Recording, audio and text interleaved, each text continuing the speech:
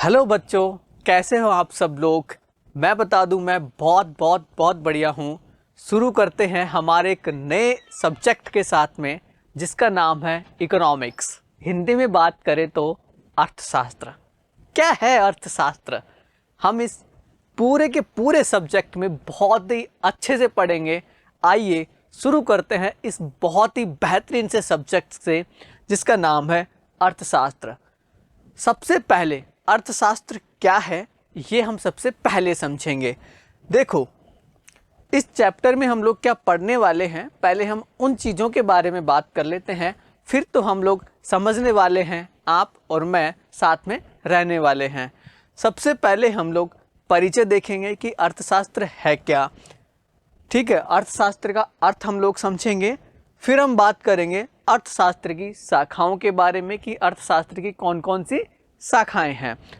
अर्थशास्त्र की शाखाएं समझने के बाद में सबसे लास्ट में हम लोग समझेंगे कि एक वास्तविक जो अर्थशास्त्र है उसके बनाम एक आदर्श अर्थशास्त्र कैसा होना चाहिए, कि अर्थशास्त्र क्या है और उसके बदले अर्थशास्त्र कैसा होना चाहिए, यानी कि वास्तविक बनाम आदर्श अर्थशास्त्र के बारे में हम लोग समझेंगे। सबसे पहले मैं शुरू करता हूं इसके परिचय के बारे में। देखो, अर्थशास्त्र को अगर मैं सही बताऊं तो अर्थशास्त्र को आप दो भागों में बांट सकते हो, अर्थ और शास्त्र। देखो, अर्थ का क्या मतलब होता है। अर्थ का मतलब होता है मनी, यानी कि पैसा। इसको आप धन भी कह सकते हो। अर्थशास्त्र का मतलब मनी, पैसा, धन। अर्थ का मतलब।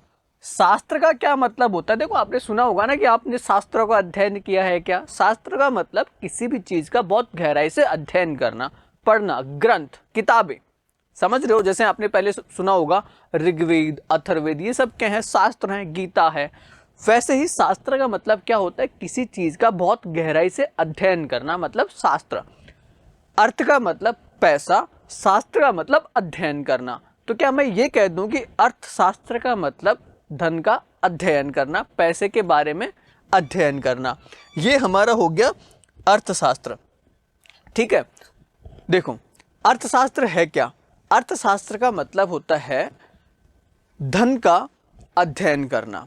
ठीक है, अर्थ का मतलब धन, शास्त्र का मतलब अध्ययन करना, तो अर्थशास्त्र का मतलब क्या हो गया, धन का अध्ययन करना। अर्थशास्त्र एक ऐसा शास्त्र है जिसमें मनुष्य के उन कार्यों का अध्ययन किया जाता है जिनमें मनुष्य अपनी असीमित आवश्यकताओं को पूरे करने के संबंध में करता है। देखो, एक मनुष्य को आप देखिए, वो अपनी आवश्यकताओं की पूर्ति करने के लिए, धन कमाने के लिए क्या कुछ नहीं करता, बहुत कुछ करता है। तो उनके इन्हीं गतिविधियों के बारे में यदि हम लोग अध्ययन करें, ऐसे समझिए कि हम वो पैसा कमाने के लिए क्या क्या करता है, उन गतिविधियों का अध्ययन करें, तो ये कहा जा सकता है कि हम ये कह रहे हैं कि हम क्या कर रहे हैं, धन का शास्त्र समझ रहे हैं, धन का अध्ययन कर रहे हैं, उनकी गतिविधियों का अध्ययन कर रहे हैं। तो अर्थशास्त्र का मतलब एक ऐसे अध्ययन से है जिसमें एक मनुष्य के द्वारा पैसा कमाने के लिए जो भी गतिविधियां करी जाती हैं, हम उन सब का यदि अध्ययन करें तो हम ऐसा कहेंगे कि हम क्या कर रहे हैं, अर्थ के शास्त्र को समझ रहे हैं, हम अर्थशास्त्र समझ रहे हैं, हम धन का क्या कर रहे हैं, अध्ययन कर रहे हैं। ये अर्थशास्त्र की कुछ अवधारणाएं हैं, यानी कि अगर मैं अर्थशास्त्र की बात करूं, धन के अध्ययन की बात करूं, तो ये सारे कुछ बिंदु हैं जो घूम फिर के अर्थशास्त्र में आते हैं। जैसे मांग। मांग क्या होती है कि बाजार में किसी वस्तु विशेष की कितनी मांग है, लोगों को वो वस्तु कितनी मात्रा में चाहिए, उन सब की पूर्ति के लिए तो बाजार होता है। और अगर मैं बाजार की बात करूं तो बाजार में उन वस्तुओं की क्या कीमतें होंगी, ठीक है, उन कीमतों को पूरा करने के लिए क्या आपूर्ति होगी, कितनी वस्तुएं आप तक पहुंचाई जाएंगी। मुद्रास्फीति का मतलब होता है महंगाई। कोई वस्तु आपको कितनी महंगी या कितनी सस्ती मिल रही है, वो सब किस चीज़ के ऊपर निर्भर करता है, बाजार में होने वाली मुद्रास्फीति के बारे में। ऋण देना, ऋण लेना, दोनों में क्या होता है, पैसा इन्वॉल्व होता है, मनी इन्वॉल्व होती है। ये सब भी क्या है, हमारी अर्थशास्त्र की अवधारणाएं। इसके लास्ट में बैंकिंग और टैक्सेस। टैक्सेस का मतलब कर। बैंक में भी क्या होता है, बहुत सारा पैसा इन्वॉल्व होता है, तो कहीं ना कहीं ये समझा जा सकता है कि बैंक एक ऐसी जगह पे है जहां पे सबसे ज़्यादा रिकॉर्ड होता है लोगों के द्वारा पैसा कमाने का, या फिर टैक्स तो कमाने पर ही दिया जाता है, या फिर ऐसे समझिए कि आप व्यापार बिजनेस ये सब कुछ कर रहे हैं तो वहाँ पे भी आपको टैक्स देना पड़ेगा गवर्नमेंट को। तो ये सारे क्या हैं, एक तरीके से स्रोत हैं, अर्थशास्त्र की अवधारणाएं हैं, जिनको समझने के लिए हमें अर्थशास्त्र का क्या करना पड़ता है, अध्ययन करना पड़ता है। अब हम बात करेंगे सबसे पहले अर्थशास्त्र के अर्थ के बारे में। देखो, अगर मैं बहुत पुराने समय में जाऊं तो अर्थशास्त्र को कोई पूरी तरीके से अच्छी तरीके से परिभाषित कर ही नहीं पाया। शाब्दिक अर्थ तो हमने समझ लिया कि अर्थ का मतलब धन, शास्त्र का मतलब अध्ययन करना, धन का अध्ययन करना मतलब अर्थशास्त्र। शाब्दिक अर्थ हम लोगों ने समझ लिया, लेकिन अगर इसकी परिभाषा की मैं बात करूं तो कोई भी सटीक परिभाषा अर्थशास्त्र के लिए नहीं दी गई है। अर्थशास्त्र की कोई भी निश्चित परिभाषा अथवा अर्थ देना आसान नहीं है, दी भी नहीं गई है, और इसको कोई भी निश्चित परिभाषा देना इतना आसान भी नहीं है। क्यों? क्योंकि इसकी जो सीमा है तथा इसका जो क्षेत्र है, इसमें जो सम्मिलित है वो बहुत ही विशाल है। अर्थशास्त्र को सिर्फ इतने से अर्थ में बांध देना कि अर्थशास्त्र का मतलब धन का अध्ययन करना, इतना सा अर्थ दे देना, ये बहुत ही गलत होगा। वाकई में अगर मैं वास्तविकता की बात करूं तो अर्थशास्त्र इतना विशाल है कि इसको शब्दों में बांधना या फिर यूं कहिए कि एक छोटी सी परिभाषा देना बहुत ही गलत होगा। अर्थशास्त्र इतना विशाल है क्योंकि इसकी कोई सीमा ही नहीं है, इसकी कोई परिभाषा देना बहुत ही डिफिकल्ट है, बहुत ही कठिन है। अर्थशास्त्र को अगर मैं बात करूं तो अर्थशास्त्र सामाजिक विज्ञान के अध्ययन की एक क्या है, पृथक शाखा है। सामाजिक विज्ञान क्या होता है? सामाजिक विज्ञान का मतलब जो हमारा समाज होता है उसके बारे में समझना, उसके कल्याण के बारे में अध्ययन करना, ये सब क्या है, सामाजिक विज्ञान है। तो कहीं ना कहीं अर्थशास्त्र में भी हम लोग जो समाज है उसके बारे में ही तो अध्ययन करते हैं कि वो कैसे पैसा कमाते हैं, कैसे उस धन को खर्च करते हैं, क्या क्या गतिविधि करते हैं पैसा कमाने के लिए, उन सब का अध्ययन ही तो हम अर्थशास्त्र में करते हैं।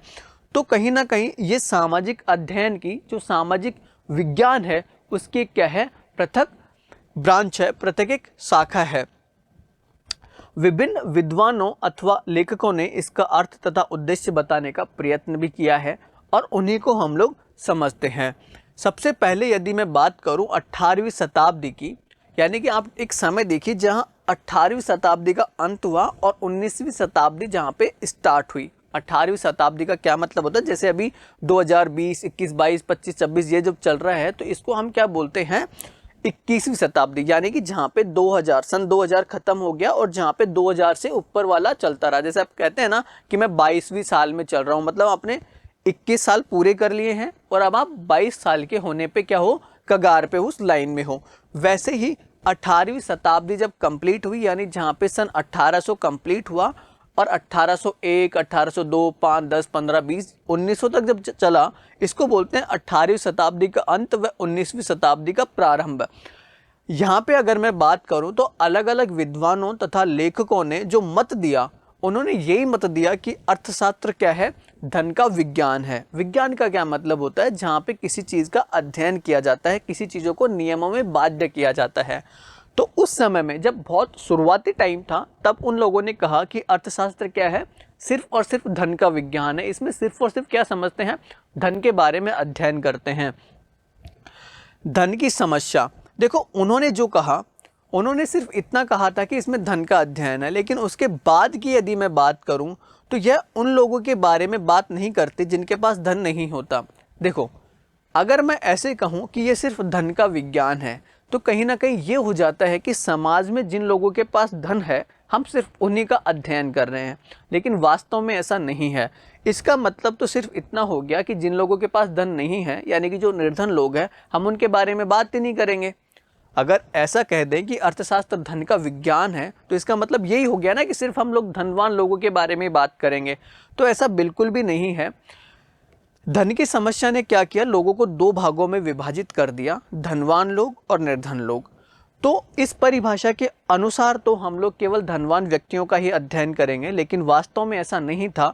अर्थशास्त्र में यदि हम सामाजिक विज्ञान का अध्ययन कर रहे हैं तो कहीं ना कहीं हम लोग निर्धन व्यक्तियों के बारे में भी अध्ययन करते हैं। हम लोग अध्ययन करते हैं कि समाज का कल्याण कैसे हो, जो है वो तो ठीक है, लेकिन जो निर्धन समाज है उस समाज का कल्याण कैसे हो, अगर ऐसी बात है तो अर्थशास्त्र को हम कहीं ना कहीं कल्याण के विज्ञान के रूप में भी देखा गया था। ऐसे कह सकते हैं कि अर्थशास्त्र कहीं ना कहीं जो निर्धन समाज है उनके कल्याण के रूप में भी अध्ययन कराता है, तो उस समय में इसको कल्याण के विज्ञान के रूप में भी देखा गया।